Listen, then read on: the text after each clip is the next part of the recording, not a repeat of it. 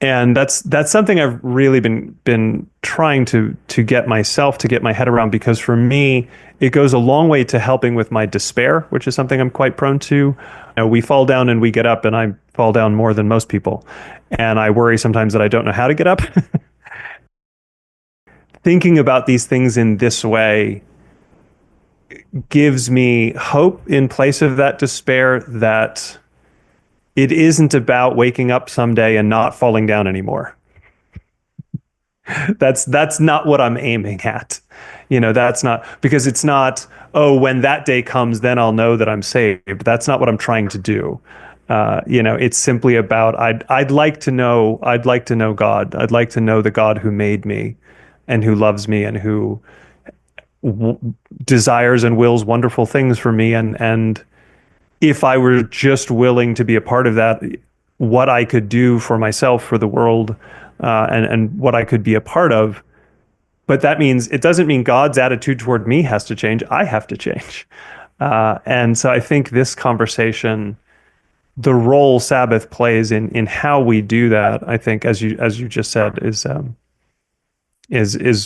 a big part of why we're having this conversation, and why we started where we started, with recognizing it's not a big part of what Jesus was trying to get the Pharisees to understand, is it's not merely about following rules, because that makes it sound like the rules are arbitrary, that God just picked some rules and said, well, demonstrate to me that you can keep these rules, and then we can all be friends, rather than that there's something behind the rules that's what actually matters.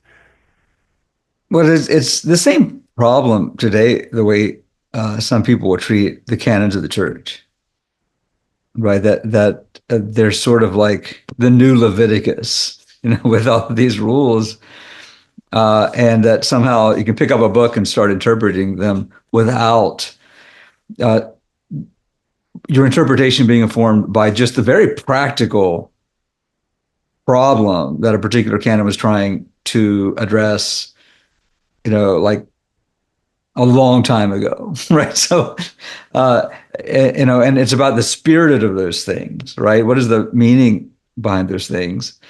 And, you know, something generally to say about the Orthodox way of life, as we talk about this, about the inner meaning of what we do, and the outer action, is that in the East we didn't have this conflict of faith and works that developed in the West. So, you know, when you look at the Protestant Reformation, there seems to have been this focus on what was perceived as a you know, quote unquote works righteousness, where if a person did certain things, you sort of get points.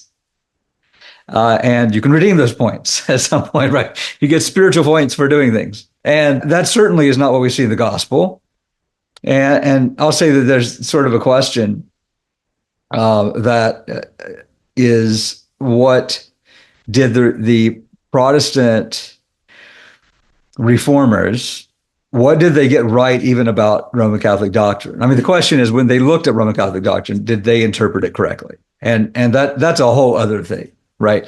But certainly we can say that there developed in the West a certain conflict between salvation by faith and works, to the point that it gets extreme, where everybody looks like semi-Pelagian, whatever that means. I guess semi-Pelagian is Pelagians, but you're nice about it. I don't know what that means, but it's sort of this idea, right? The heretical idea of Pelagianism, I mean, really, just basically is that you can sort of work your way to salvation. What you can do brings you salvation, and that's not true.